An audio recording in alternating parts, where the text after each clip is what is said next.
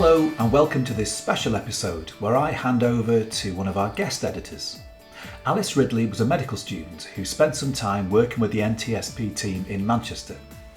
Alice decided she wanted to put together a short guide for medical students and new doctors all about what you need to know when you're working with patients with tracheostomies.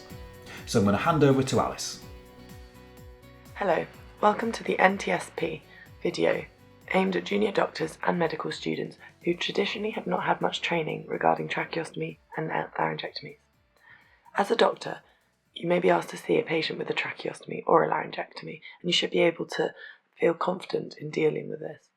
These patients should be located on wards which have the capacity and staffing levels to care for these patients appropriately. However, with growing bed pressures in the NHS, this may not be the case, and they can be found in other places in the hospital. However, normally these patients are found on ICU and on ENT and respiratory wards. Here, the staff is trained to look after tracheostomies and laryngectomies. If as a junior doctor you're placed on one of these wards, you should ask an experienced team member to show you what the routine care is for these patients, as well as what to do in an emergency. As a junior doctor, you are not expected to be a fully trained airway expert. However, this said, you should feel confident being able to initially assess this patient, and you could be the first person to attend during an emergency. It is also important to note that if you are asked to see a patient with a tracheostomy, the problem may not be with their tracheostomy or their airway at all, and you need to feel confident in completing a full A to E assessment as you would with any other patient. As a junior doctor, the three most important things to do when approaching a patient who's having trouble with their tracheostomy is 1. Call for help. 2. Work out whether the patient has a tracheostomy or a laryngectomy. And 3. Applying the appropriate oxygen. So I think it's best if we start with a quick recap of the anatomy. Here we have the thyroid cartilage, and here the cricoid cartilage, and in between the two we have the cricothyroid membrane. Below this we have the first tracheal cartilage and then the second. A standard tracheostomy placement is here below the second tracheal cartilage. There are two distinct procedures which result in the patient using a hole in their neck that I want to discuss today, and we've mentioned before. These are the tracheostomy and the laryngectomy. It is really important that staff caring for these patients can tell the difference between the two. A tracheostomy refers to a hole in the anterior aspect of the trachea. A stoma, or hole, from the outside to the trachea allows air to pass through, therefore bypassing the upper airway, nose and mouth and other structures. This can allow a patient to breathe. These are most often performed in ICU as a procedure to help patients who are struggling to breathe. And tracheostomies can be both temporary and permanent. There are a few different techniques for inserting tracheostomies, but ultimately the aim is to create a stoma, which is then held open with a tracheostomy tube. The four main types of insertion involve a horizontal split, a window, a vertical slip, or a Bjork flap. A laryngectomy is a surgical procedure through which the larynx is removed. This is typically done by an ENT surgeon because there is a tumour in the larynx, and in order to cure this, a surgical removal is necessary. As a result of the surgery, a permanent alternative airway is created where the top of the trachea is attached to the front of the neck. There is therefore a key difference between laryngectomies and tracheostomies, and this is that there is no passage from the mouth to the lungs in a laryngectomy, whereas in a tracheostomy there is both a passage from the mouth to the lungs and through the tracheostomy. This is a really important difference as it can affect how you apply oxygen and what you do in emergency circumstances. So, you've been asked to see a patient with a complex airway, and what do?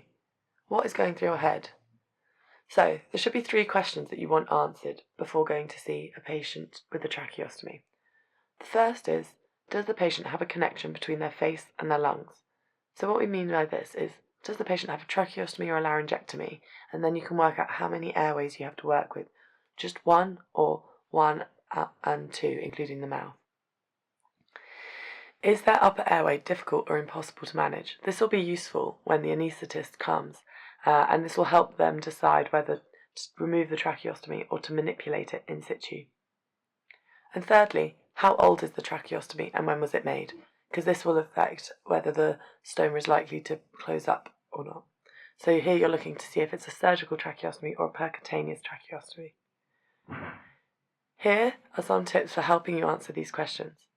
First of all, look above the patient's bed and there should be a sign like one of these, which can give some vital information.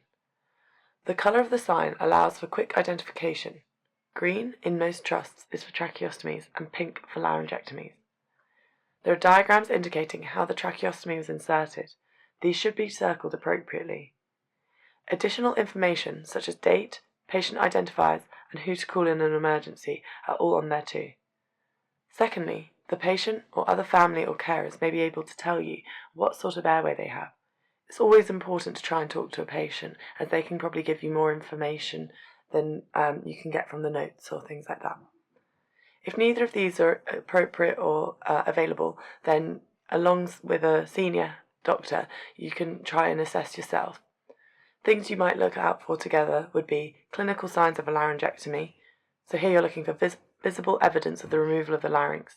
There may be an indent where you might expect an Adam's apple, or radiotherapy scars may be seen here, and also the tubes may be slightly different. There's more information on this on the NTSP website, but as a junior doctor, you're not expected to be able to know this straight away just from looking, and you'd need to check with a senior clinician before carrying out any interventions. The key with this group of patients is that all equipment and algorithms and signs are with them at all times, and therefore in an emergency you can find everything easily and safely.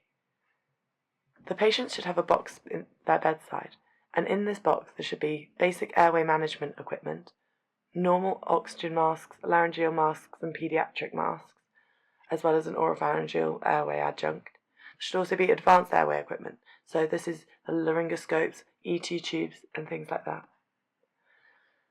Spare tracheostomy tubes, bougies, dilators, suction, endoscopes, scissors and a scalpel, sterile dressings and PPE should also be inside this box. There's a whole list of what should be inside the box on the NTSP website. And finally, an NTSP emergency algorithm which should be printed out and in the box for both the tracheostomies and laryngectomies should be found by the bedside. It's really important that you get the right one because there are different ones, one for a laryngectomy and one for a tracheostomy. The NTSP has formulated a national algorithm for which the whole MDT can use. The most important step as a junior doctor is to call for help early, and who you call will differ according to local trust guidelines. When assessing a tracheostomy patient, you need to be able to assess what the red flag symptoms are. Assessing a patient with a complex airway is broadly similar to any other patient. You need to assess them in an A to E fashion and escalate quickly to a senior. When assessing the patient's airway, the specific red flags that might be concerned with a patient with a tracheostomy are if they've got specific added breath sounds coming from both their tracheostomy or from their mouth. Here you're listening for gargling, grunting or stridor. Other concerning features might include blood-stained or thick secretions coming from the stoma, a high respiratory rate on low saturations, and a reduced consciousness, and also if the tracheostomy appears displaced or like it's in the wrong place. For a patient with a tracheostomy, you then need to apply oxygen to both the mouth and to the stoma. You can apply oxygen to the tracheostomy by applying a LMA, a laryngeal mask airway, or a paediatric airway, and this will fit around the stoma. Hopefully, by this time, some senior help has come and you can assist them with the next steps. They may want to remove the cap or speaking valve from the tracheostomy and also remove the inner cannula if it is present. These are tubes inside the tracheostomy tube which can often become blocked. They should be changed regularly by the nursing staff. If there's still a problem with the airway, passing a soft-tip suction catheter down the tube to relieve secretions, blood that might be causing an obstruction might help. It is important that as a junior doctor you don't remove the tracheostomy tube and you wait for senior help in order to make this decision. So, just a bit of a recap of what we've discussed today. We've discussed of what a tracheostomy is, what a laryngectomy is, a bit about the basic anatomy, and then what to do in an emergency. So this video was aimed at junior doctors and those with not very much experience dealing with tracheostomies. There's a lot more information on the NTSP website with many training videos, podcasts, and even an e-learning module. So if you're interested in this, if you think it's something that's going to come up in your practice, it's really worth checking out all the resources. But until then, thank you for watching and goodbye. Thank you, Alice, for that overview. I hope you found that useful. As ever, the views and opinions we discuss on the podcast are our own and don't necessarily represent those of our various employers. You can follow us on our social media channels and find out more about our podcasts from our web pages, YouTube, or wherever you get your podcasts from. Thanks for listening and look forward to seeing you next time.